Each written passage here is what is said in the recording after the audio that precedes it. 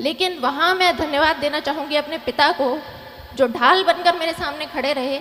और उस वक्त ये प्रश्न पूछते वक्त मेरे पिता की आंखों में जो चमक थी, वो चमक मेरे लिए मोटिवेशन बनी। हमारा बस एक ही डिस्कशन रहता था कि भर्ती तो सैकड़ों पदों पर निकली है, हमें तो सिर्फ एक पद चाहिए। उत्कर्ष में चल रहा है शिक्षा महोत्सव, जिसमें सभी ऑनलाइन कोर्सेज पर आपको मिल रहा है flat 78% discount, NG13 coupon code इस्तेमाल करके 13% एक्स्ट्रा ऑफ, और साथ ही रक्षाबंधन की खुशी में अप टू 100% रिवार्ड पॉइंट जीतने का मौका। लेकिन याद रखें, ऑफर है सिर्फ 21 अगस्त तक। Enrol now. जब मैं 8वीं कक्षा में थी तो एक प्रतियोगिता में मैंने तृतीय स्थान हासिल किया, और उस दौरान मुझे उपखंड अधिकारी से सम्मानित होने का मौका मिला। जब उपखंड अधिकारी की गाड़ी हमारे स्कूल के प्रांगण में आई तो उस गाड़ी पर लगी बत्ती को देखकर मेरा बाल मन सम्मोहित हुआ था। लेकिन जैसा कि बाल मन होता है, कुछ घंटों कुछ दिनों में वो जो मेरी यादें थी वो धूमिल हो गई। उसके पश्चात 10वीं कक्षा में फिर से मुझे मौका मिला, जब मैं जिला कलेक्टर महोदय के द्वारा सम्मानित हुई।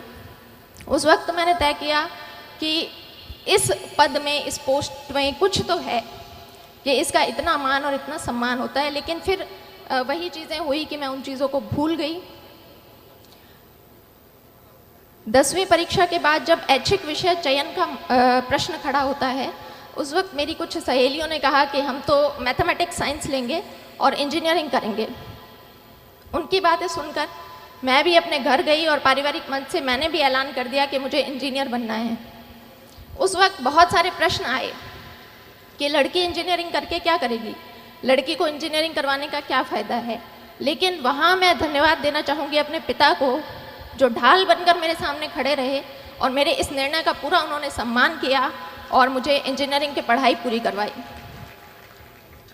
इंजीनियरिंग की पढ़ाई 4 साल पूरी करने के बाद मैं फिर से एक ऐसे बिंदु पर खड़ी थी जहाँ से बहुत सारे रास्ते निकल रहे थे, और उन रास्तों में से मुझे किसी एक रास्ते का चयन करना था। कोई विशेष गाइडेंस, मार्गदर्शन तो मेरे पास नहीं था, लेकिन परिवारजनों से विचार विमर्श किया और तय किया कि बैंक की काफ़ी भर्तियाँ खुली हुई है और मुझे बैंक का एग्ज़ाम देना चाहिए। इस एग्ज़ाम तैयारी के दौर में कास्ट सर्टिफिकेट के लिए मुझे फिर से उपखंड अधिकारी के कार्यालय में जाने का मौका मिला। उस दिन उनके कार्यालय के बाहर भीड़ को देखकर फिर से एक बार मुझे लगा कि इस पोस्ट के लिए मैं ट्राई कर सकती हूँ। घर आकर मैंने दबी आवाज़ में अपने पिता से पूछा कि उपखंड अधिकारी बनने के लिए मुझे क्या करना होगा। और उस वक्त ये प्रश्न पूछते वक्त मेरे पिता की आंखों में जो चमक थी, वो चमक मेरे लिए मोटिवेशन बनी। बाद में पता चला कि मेरे पिताजी ने भी अपनी युवावस्था में इन परीक्षाओं की तैयारी की थी, लेकिन वो सफल नहीं हो पाए। तो मैंने तय कर लिया कि मुझे इस परीक्षा को देना है और इसमें सफल भी होना है। मैंने RS 2013 की परीक्षा दी, उसमें मेरी 77वीं रैंक से चयन हुआ। लेकिन चूँकि RS के पद कम थे, इसलिए मुझे राजस्थान लेखा सेवा अलॉट हुई।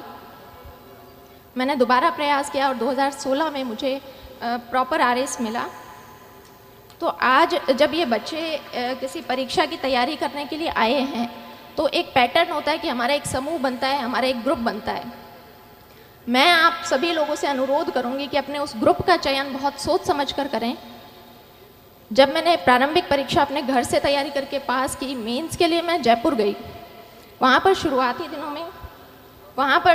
दिनों में कुछ मेरे ऐसे दोस्त थे जिनका हर वक्त यही कहना होता था कि भर्ती तो सिर्फ 700 पदों पर निकली है, हमारा नंबर कहाँ आएगा। हमसे पहले भी बहुत से बच्चे हैं जो तैयारी कर रहे हैं, हमारा नंबर कहाँ आएगा। तो मैं भी उन शुरुआती दिनों में काफ़ी नेगेटिविटी से घिर गई थी। फिर मैंने तय किया कि जब परीक्षा तो देनी ही है, तो क्यों ना अपना समूह बदल लिया जाए। फिर मैंने 2 ऐसी लड़कियों का चुनाव किया जो मेरे ही बैकग्राउंड से थी। हमारा बस एक ही डिस्कशन रहता था कि भर्ती तो सैकड़ों पदों पर निकली है, हमें तो सिर्फ एक पद चाहिए। और आज हम तीनों लड़कियां RS अधिकारी हैं, और वो जो ग्रुप जो नेगेटिविटी की बातें करते थे, वो आज भी RS की परीक्षा दे रहे हैं। इसलिए आप पॉजिटिविटी बनाकर रखें।